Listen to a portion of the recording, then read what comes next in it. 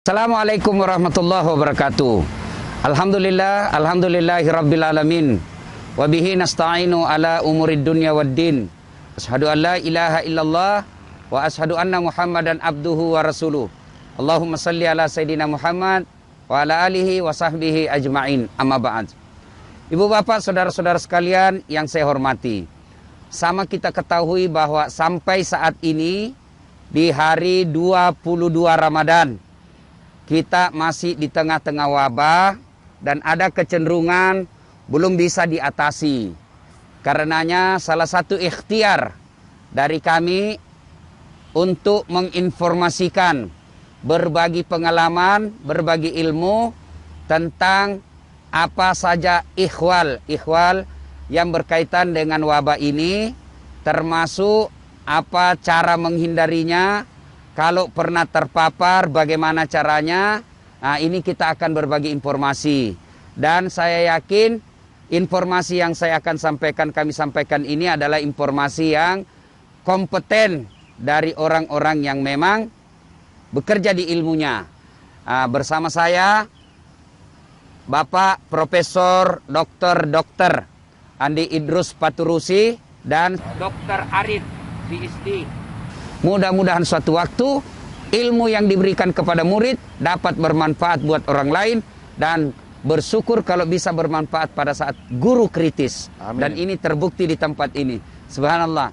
Tidak berpanjang kata, mari pertama sekali Prof. Idrus, kita mau dengar dulu ini bagaimana situasi psikologisnya ketika beliau menyatakan, ini perlu pemirsa ketahui, gentleman, karakter seorang Bugis, ketika sakit berani mengatakan saya sakit. Subhanallah, ini pelajaran buat kita, karena banyak orang sudah sakit tidak jujur dan merahasiakan, akhirnya bisa menularkan ke orang lain. Nah, Prof. Idrus, kita minta bagaimana perasaan ketika diketahui bahwa positif COVID-19. Ya. Assalamualaikum warahmatullahi wabarakatuh. Waalaikumsalam. Yang saya banggakan Adinda Ustaz Dasat Latif PhD dan Adinda Dr. Arif PhD. Alhamdulillah dua-duanya ini adalah dosen Universitas Hasanuddin, dan saya bangga karena keduanya ini masuk jadi dosen pada era saya menjadi rektor. Ya. Nah, singkat cerita bahwa saya divonis COVID-19 positif tanggal 25, langsung saya masuk rumah sakit.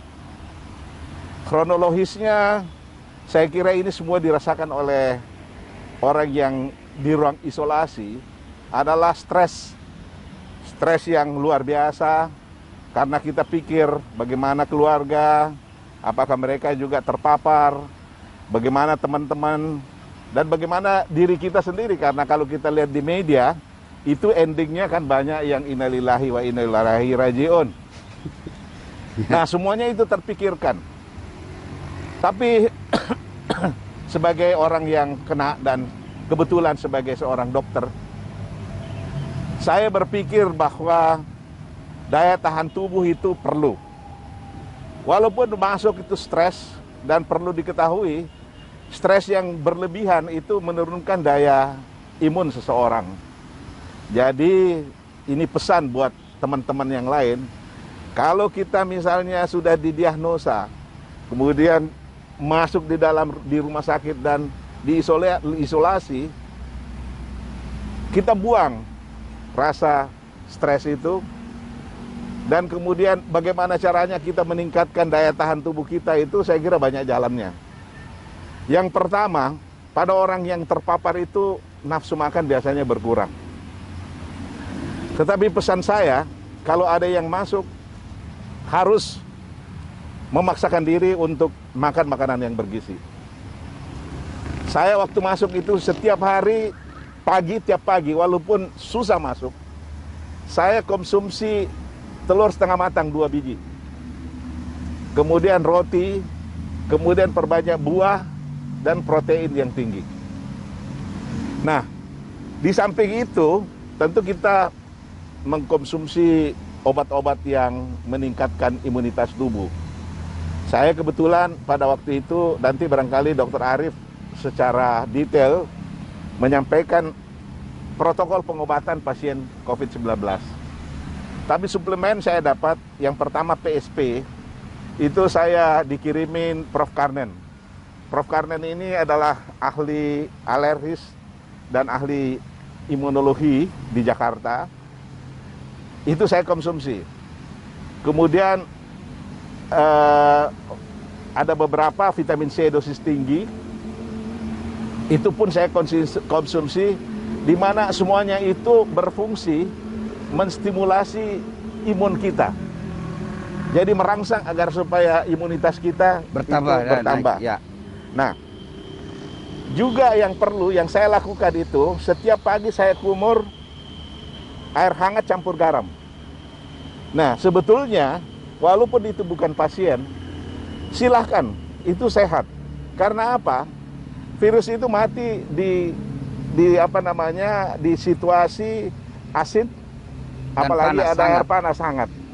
Jadi buat aja. Saya kira untuk pun masih belum jadi penderita yang COVID-19, silahkan itu kebiasaan Oh, itu jadi orang dilakukan. sehat pun bisa. Itu Bisa. sangat baik. Bisa. Ini yang diajarkan nenek kita dulu. Iya, Masuk jadi kita kecil. Masih kecil kita sudah Iya. diajarkan seperti itu. Nah, Ya. yang saya ingin tambahkan juga adalah suplemen yang juga itu sebetulnya dari nenek-nenek kita itu sudah diajarkan, yaitu minyak kayu putih. Oke. Minyak kayu putih itu eucalyptus oil. Itu sebetulnya kalau dulu kita flu, orang tua kita kasih minyak kayu putih di air hangat, Ya. kemudian kita kasih sarung, Ya. disungkep, itu 1 hari langsung segar. Nah, pada hari kedua, saya diminta Dokter Arif untuk swab. Masih positif. Tambah stres juga saya. Hari kedua itu, Prof. Iya, 2 hari setelah saya diopname, karena protokolnya itu setiap 2 hari dilakukan swab. Ya. Positif. Nah, tiba-tiba saya ditelepon seorang kolega, coba itu kayu putih, minyak kayu putih. Nah, minyak kayu putih saya ingat bagaimana pada waktu kita kecil dan lain sebagainya, Ya. keluarga. Ya. Dan itu kan banyak, di mana-mana ada. Nah, karena kami sudah terbiasa dengan minyak kayu putih, kebetulan istri saya yang juga, saya bersyukur bahwa istri saya mau menemani di ruang isolasi, sehingga stres saya kurang. Tidak banyak orang yang saya kira punya Ya. punya istri seperti itu yang mau, katakanlah sehidup semati, ya. Karena kita kan belum tahu apakah kita selamat atau tidak. Dan banyak orang yang mengatakan, ya saya kok negatif, kalau saya masuk nanti saya positif lagi. Betul.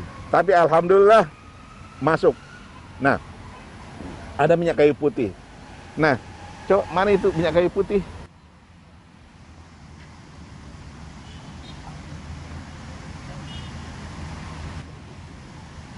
Nah, ini yang saya ingin terangkan, bagaimana penggunaan minyak kayu putih ini. Jadi minyak kayu putih ini sebetulnya mudah. Kita ambil tisu, ya. Tisu kemudian 4-5 tetes kita kasih ke tisu tersebut, ya. Nah, kalau sudah, tisu ini kita simpan di bawah masker kita. Ini, sehingga kita hirup. Kita hirup. Coba lihat, virus COVID itu tempatnya di saluran nafas. Mulai dari saluran nafas bagian atas sampai ke paru-paru. Kalau kita isap, inspirasi, itu aroma minyak kayu putih sampai ke paru-paru. Logikanya, kalau ada virus di situ, kita lihat, virus itu kan pakai deterjen aja mati. Ya. Nah, sedangkan kita minyak kayu putih kita hirup, Hisap, ya. sampai ke dalam, diharapkan bahwa semua yang tinggal mulai dari saluran nafas itu digilas. Nah, tentu ini memerlukan penelitian. Riset, ya, perlu Ya. riset. Saya hanya mengatakan bahwa pengalaman, dan setelah beberapa teman saya anjurkan menggunakan, dan Dokter Arif sekarang sudah melakukan uji kasus. Udah ada beberapa uji kasus yang sebentar barangkali beliau akan sampaikan. Uji kasus karena kita harus berdasarkan saintifik bahwa ini memang bisa, ya. Tapi saya kira karena ini adalah herbal, natural, tidak perlu approval dari FDA. Karena dari dulu kita sudah pakai. Nah, sekarang minyak kayu putih itu punya efek. Yang pertama, anti-inflamasi, itu peradangan. Yang kedua, dia punya efek itu membunuh bakteri. Yang ketiga, efeknya itu membunuh virus. Saya kontak dengan Menteri Pertanian beberapa hari yang lalu. Karena rupanya di Balitbang Kementerian Pertanian, mereka sudah produksi minyak kayu putih yang asli.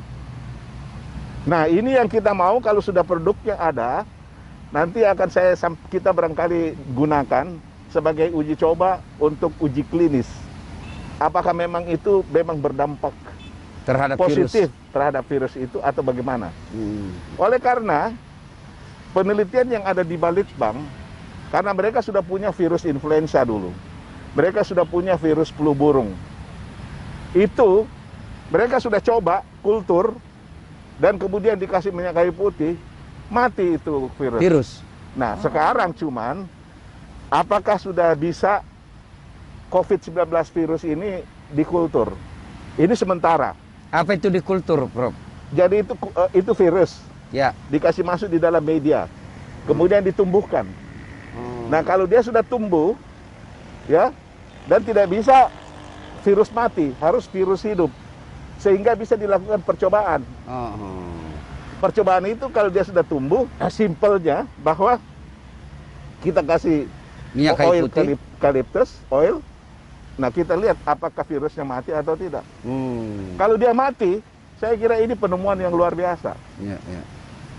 Penemuan yang luar biasa dan alhamdulillah mungkin walaupun kita belum ada vaksin, tapi kalau sudah ada seperti itu, ini luar biasa buat bangsa ini. Ya, ya. Nah, Dr. Arief nanti itu akan melakukan penelitian. Karena sesuai dengan tinjauan pustaka, bagaimana manfaat minyak kayu putih itu, nanti kita buat satu uji kasus. Nah, itu untuk pasien yang di rumah sakit. Tetapi untuk masyarakat, kenapa tidak? Kita tahu kan ada OTG, Ya, ya, orang OTG. tanpa gejala. Ya, yang kita tidak tahu ini ada kena terpapar atau tidak. Persis. Ya, Jadi, ya coba aja. pakai itu sebelum. Pakai itu Ya. aja 2 kali sehari, pakai masker ini, dan kemudian siapa tahu kalau dia bermanfaat, dan itu kan tidak ada side effect yang merugikan. Itu bagian dari ikhtiar. Daripada tidak ada sama sekali. Daripada tidak ada sama sekali. Ya. Dan Ya, saya masih ingat saya dulu waktu kecil, ya. sampai saya kira-kira ya 2-3 tahun yang sudah Pak menikah baru hilang kebiasaan itu. Kalau mau tidur itu saya balut Persis. minyak kayu putih. Jadi di rumah dulu enggak, karena saya alergi dingin. Nah, itu kalau sudah ditaruh ini hangat, enak. Ya. Sampai karena saya berhenti karena istriku tidak suka bau minyak kayu putih. Iya. Wah, ini perlu diberi kembali. Ya. Dan itu nanti akan diuji klinis. Ya. Dan alhamdulillah gampang didapati. Ya. Tapi efeknya pasti ini langsung habis minyak kayu putih nanti. Tapi nggak apa-apa. Ya. Demi keselamatan Ya. rakyat kita, masyarakat Ya. kita. Yang paling penting adalah sambil menunggu vaksinnya, ya tidak ada salahnya itu Tidak ada menjadi salahnya. tradisi kita untuk pakai karena tidak ada efek negatifnya. Tidak ada efeknya, tidak ada efek, kecuali kalau kita overdosis. Tapi kalau 5 tetes saja, kemudian kita simpan di bawah masker kita, ya saya kira tidak terjadi apa-apa. Oh, jadi ambil tisu, tetes 3-5 tetes, 5 tetes, masukkan dalam masker. ya, kemudian Tapi kan, dia tidak melengket di hidung, Prof. tidak, kan kita sekarang kalau bernafas, aromanya itu terhirup. Jadi dia tidak menempel, tisu itu tidak menempel di hidung. Tidak. Oke. Nah, seperti itu. Ada satu hal, saya biasa menggunakan kalau malam. Karena dia punya efek anti-inflamasi. Malah saya sebagai dokter tulang, saya surprise. Saya biasa operasi total knee, ini sendi diganti. Dicabut, Diganti dengan protese. Itu adalah operasi yang sakit sekali. Ada tulisan bahwa dengan pemberian eucalyptus oil, diminum, Prof. nyerinya kurang. Diminum, Prof. Dihirup, nyerinya berkurang. Jadi ini ada efek antiinflamasi dan mengurangi nyeri. Justru itu saya biasa kalau batuk, flu biasa, malam mau tidur, pakai itu, biasanya tidurnya nyenyak. Alhamdulillah. Jadi ini pengalaman barangkali, di samping barangkali tentu ada obat-obat SOP dari bagian penyakit paru yang mungkin nanti disampaikan oleh Dr. Arif. Sekian barangkali Pak Ustaz. Terima kasih. Dr. Arif. Pak dokter ini kalau saya tidak salah diberikan amanah untuk di rumah sakit Unhas, ya? Karena pemirsa, penanganan COVID sini ada 2 rumah sakit di Makassar, Rumah Sakit Wahidin Sudirohusodo dan Rumah Sakit Universitas Hasanuddin.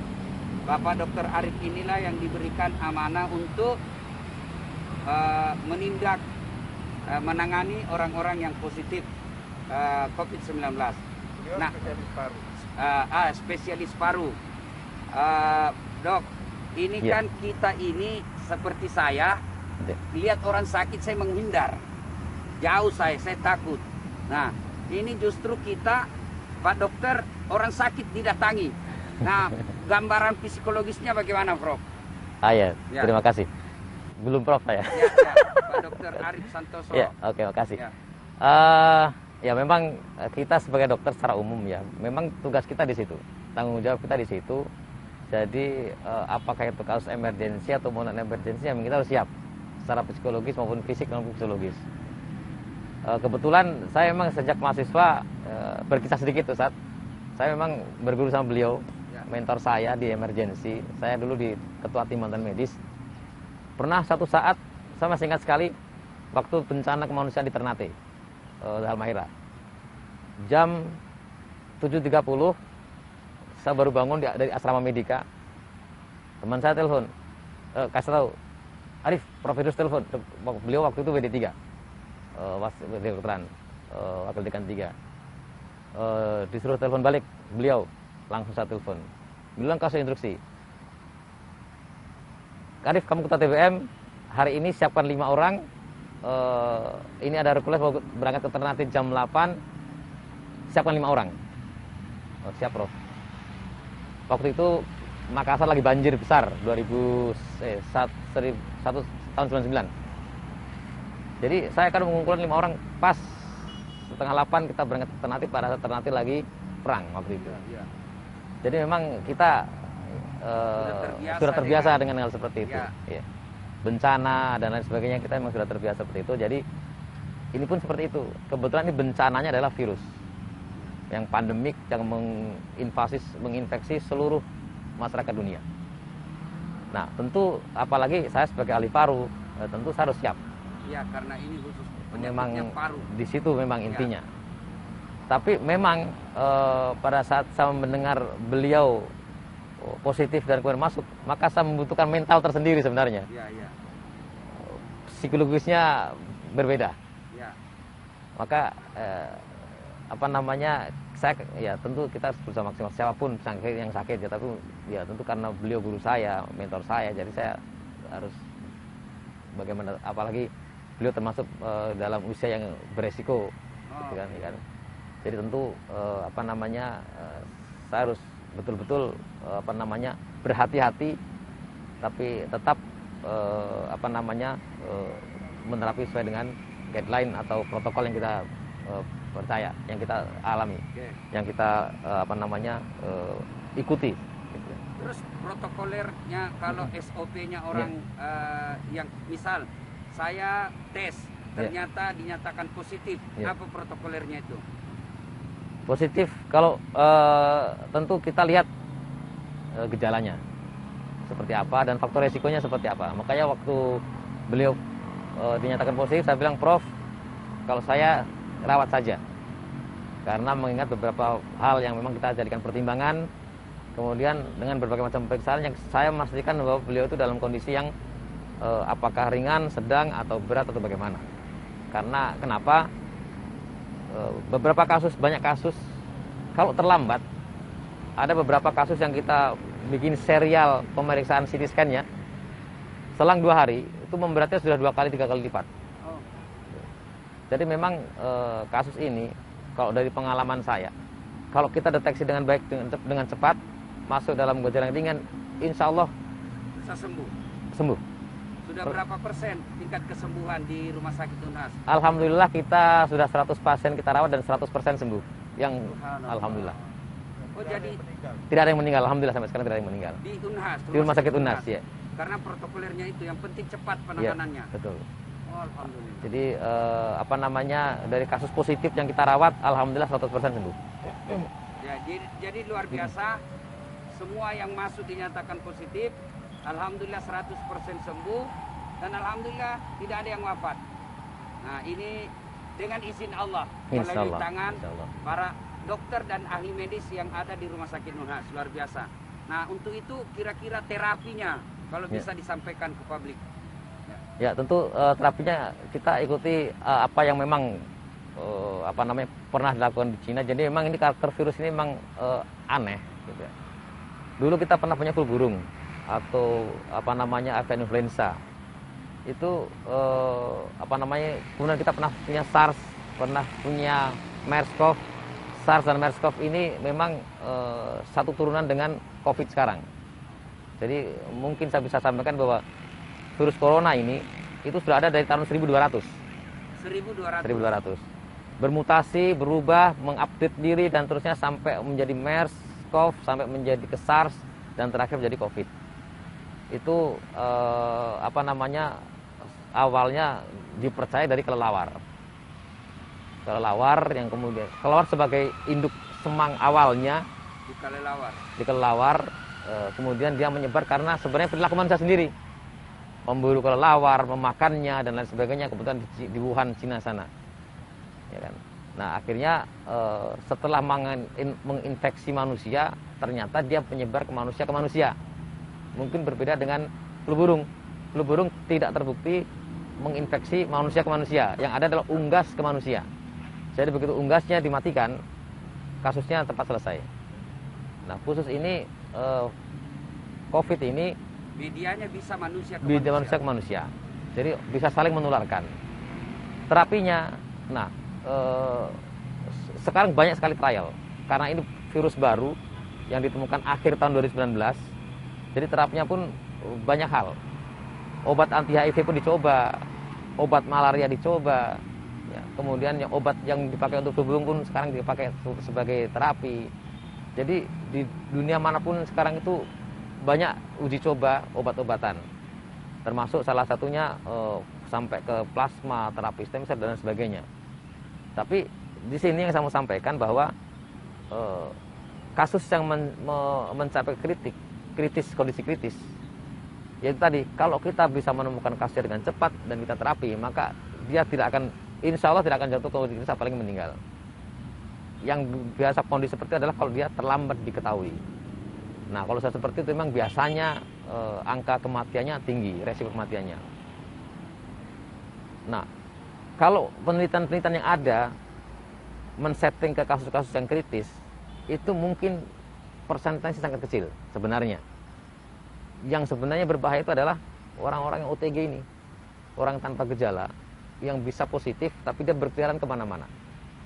Ada algoritma itu yang saya baca, kalau ada satu orang menulari 3 orang yang lain, kemudian dia berkeliaran selama 14 hari tidak pakai masker, itu kalau dihitung-hitung itu dalam 14 hari dia bisa menularkan 2 juta orang. Itu karena tadi manusia ke manusia. Nah, orang ini yang mesti ditemukan dan diterapi. Nah, begitu beliau menyampaikan ke saya, Dokter Arif coba eukaliptus sebagai terapi. Oh, siap Prof, sebagai terapi tambahan, ya kan. Maka saya mencobanya dan beberapa pasien yang saya coba dalam minggu ini kita coba evaluasi, maka penurunan jumlah virusnya itu lebih signifikan dibanding kalau tidak saya kasih. Itu yang ini. Tapi tentu ini baru penelitian awal. baru observasi awal, saya akan menambah sampel untuk sampai ke kesimpulan bahwa memang benar-benar bahwa eukaliptus ini memang bisa untuk secara ilmiah ya, bisa kita sebagian terapi tambahan, terapi yang standar. Dan kalau itu kita bisa pastikan, maka orang-orang yang ini kan barang yang mudah, seperti yang beliau Prof. Widodo saya sampaikan, pakai di tisu, tempel, dihirup. Itu kan semua orang bisa pakai. Jadi kalau orang itu bisa pakai semua, otomatis membantu terapinya, antiinflamasinya, antivirusnya, otomatis akan sangat mengurangi menginfeksi orang lain, penularan, transmisinya, dan juga akan sangat mengurangi kasus yang kondisi kritis tadi itu. Kira-kira seperti itu, Ustaz. Jadi sebenarnya kaidah-kaidah keilmuan sudah ada mendekati, karena pertama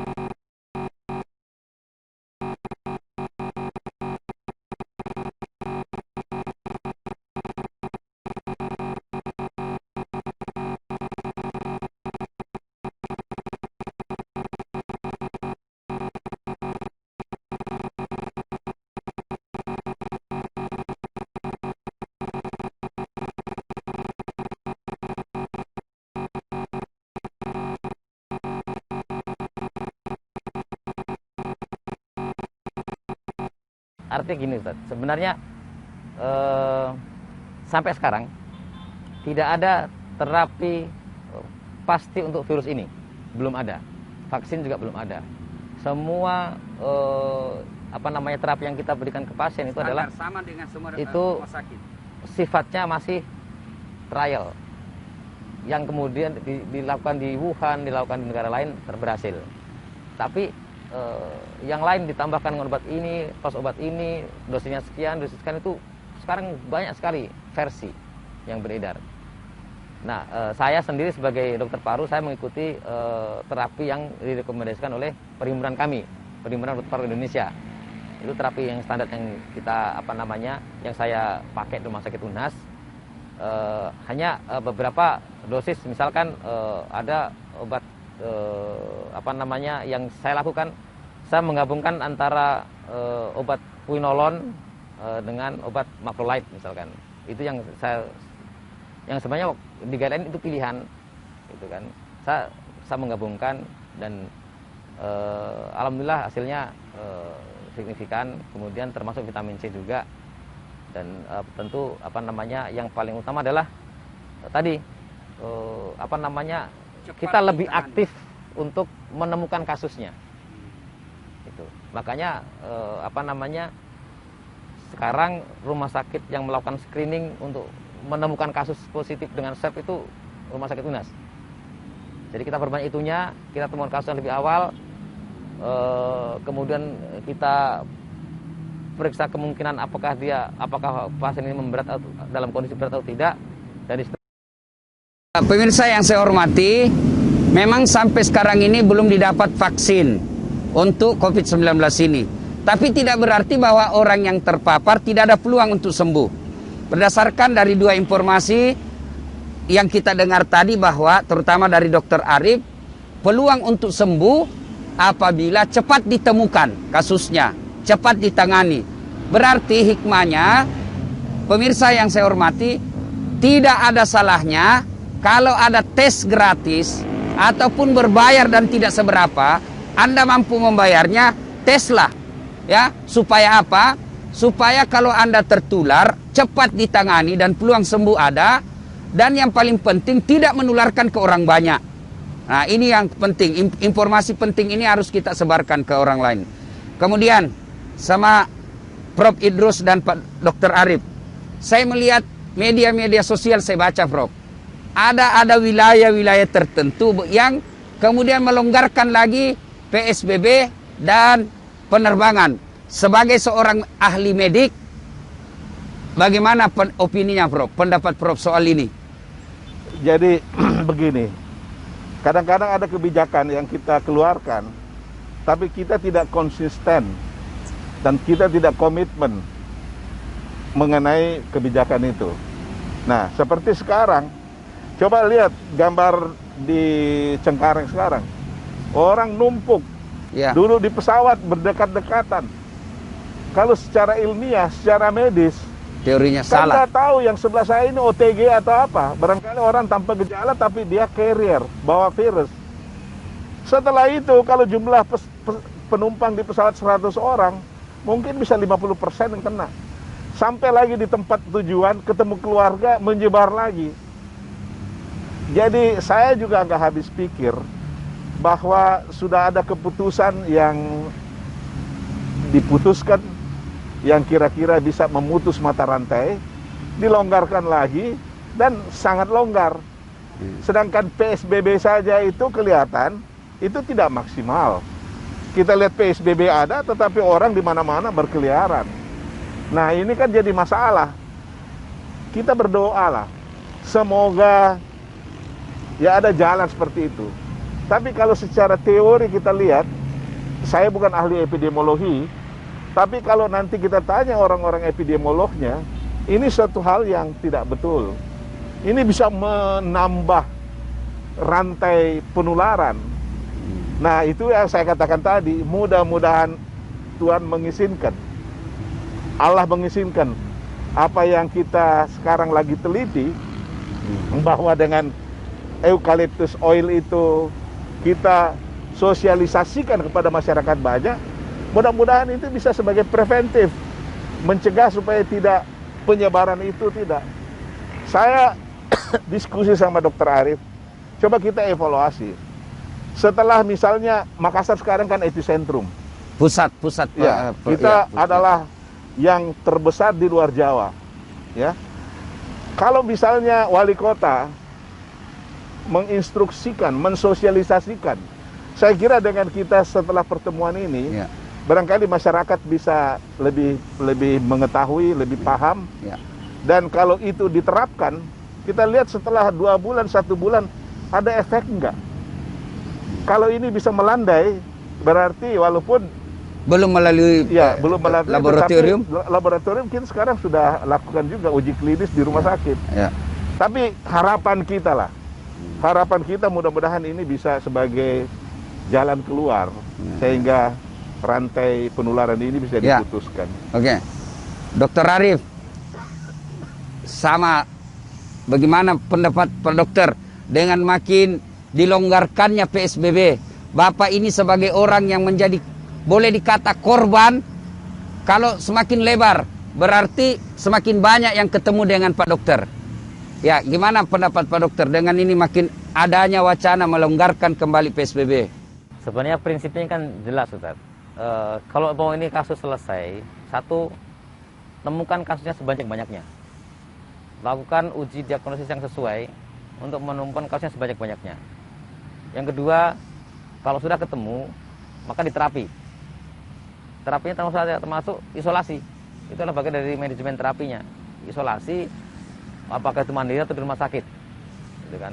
Yang kemudian berikutnya adalah mencegah transmisi. Nah, mencegah transmisi inilah termasuk menjaga jarak, memakai masker, dan dalam skala besar namanya PSBB. Pembatasan sosial berskala besar. Nah, kalau ini kita lakukan secara serentak dan patuh, yakin saja pasti akan turun kasusnya, akan turun. Tapi kalau kemudian tidak patuh juga, gitu kan? Kita lihat di luar banyak orang tidak pakai masker berkeliaran, kemudian ngumpul di mana-mana juga masih banyak. Ya tentu, ya itu tadi banyak kan ini range gejalanya kan tadi itu dari mulai tidak bergejala sampai bergejala yang berat, ya kan? Nah, yang bergejala berat pasti sudah terisolasi di rumah sakit. Nah, orang yang tidak bergejala dan gejala ringan ini, gejala ringan pun macam-macam. Ada orang yang cuman nyeri tenggorokan, ada yang cuman flu saja, ada yang mungkin cuman meriang-meriang 1 hari saja. Sangat tergantung dari kondisi daya tahan tubuhnya. Tapi selama masa itu dia menularkan. Nah, kalau tidak paham gejalanya, kemudian dia jalan-jalan kemana tidak pakai masker, maka tentu saja itu akan menularkan kemana-mana. Nah, ini kita hindari. Oke, satu lagi Prof. Saya orang awam. Boleh dijelaskan kenapa virus ini bisa membunuh? Ya.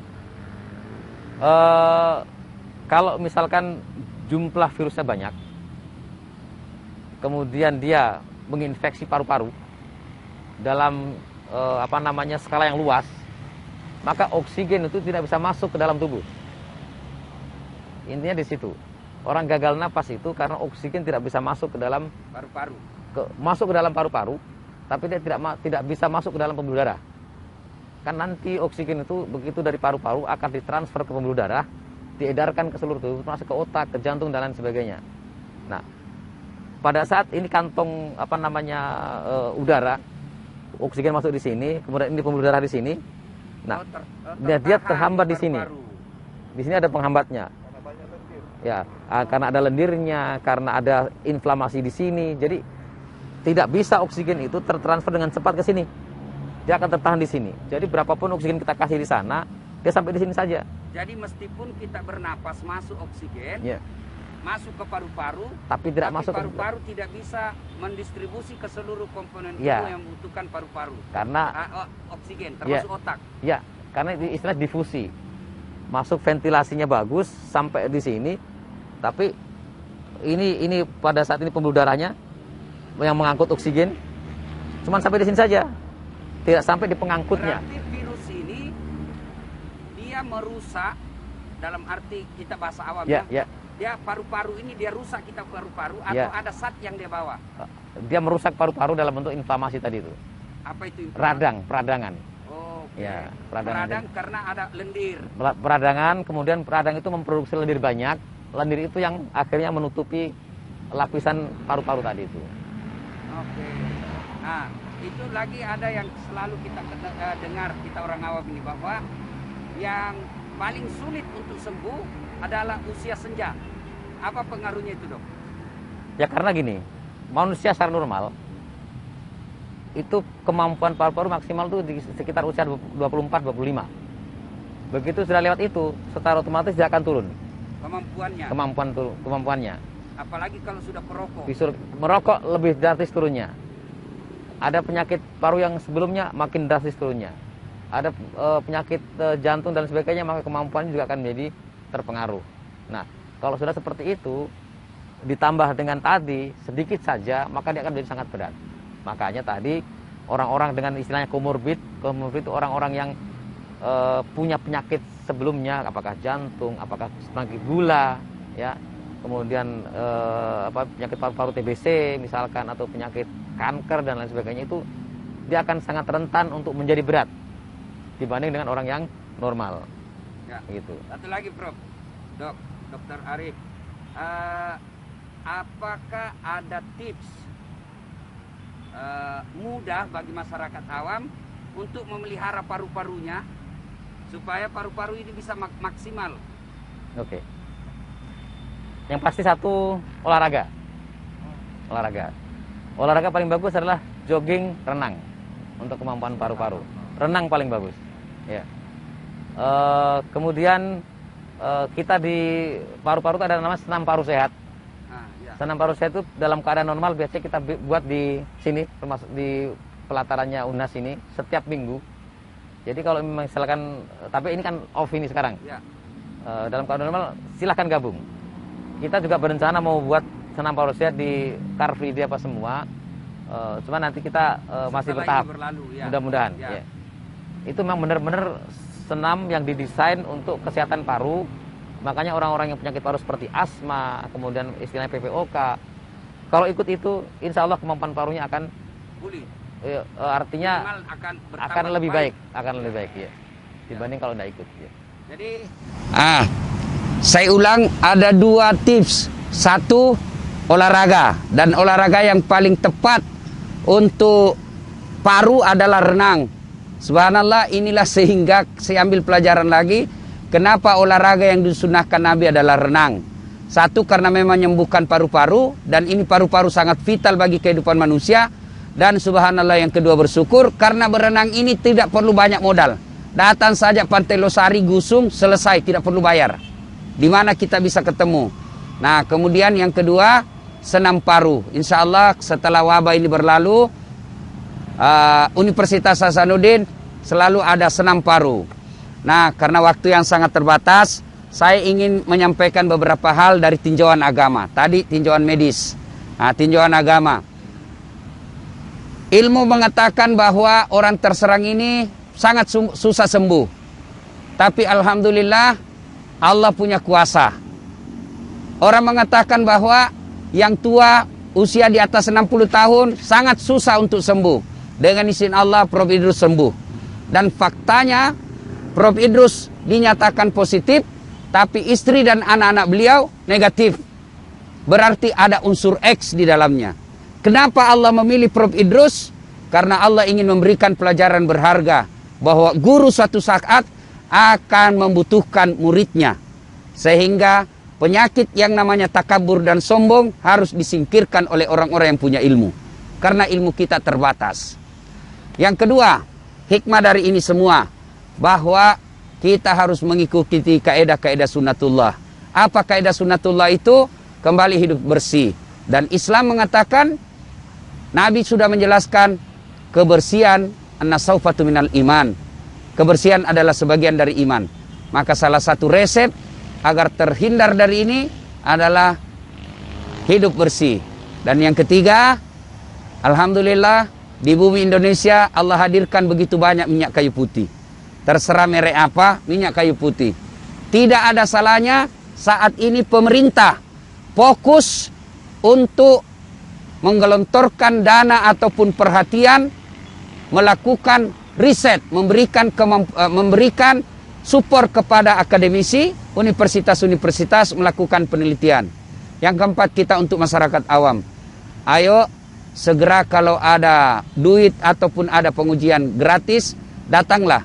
Karena lebih cepat kita ketahui, akan lebih mudah penanganannya. Dan terbukti itu di Rumah Sakit Universitas Hasanuddin. Insya Allah, mudah-mudahan apa yang kita sampaikan ini bermanfaat buat kita semua. Dan menjadi rujukan untuk pemerintah. Mudah-mudahan ada perhatian terhadap penelitian yang akan dilakukan. Lebih konsentrasi pada, apa bahasa mediknya tadi? Eucalyptus oil? Eucalyptus oil. Minyak kayu putih. Terima kasih Prof Idrus Paturusi. Prof Idrus Paturusi ini kita di Sulawesi mengenalnya dengan dokter kemanusiaan. Di mana ada bencana alam pasti ada Prof Idrus Paturusi. Ya, dan yang ada Dokter Arif adalah murid dari Dokter Idrus Paturusi, sehingga menularkan juga semangat kemanusiaannya untuk menangani musibah-musibah. Semoga dua dokter kita ini selalu dilindungi oleh Allah Subhanahu wa taala sehingga punya waktu yang banyak untuk mentransfer dan membantu manusia-manusia membutuhkan ilmu beliau. Terima kasih. Saya Dasat Latif. Semoga ada manfaat. Assalamualaikum warahmatullahi wabarakatuh.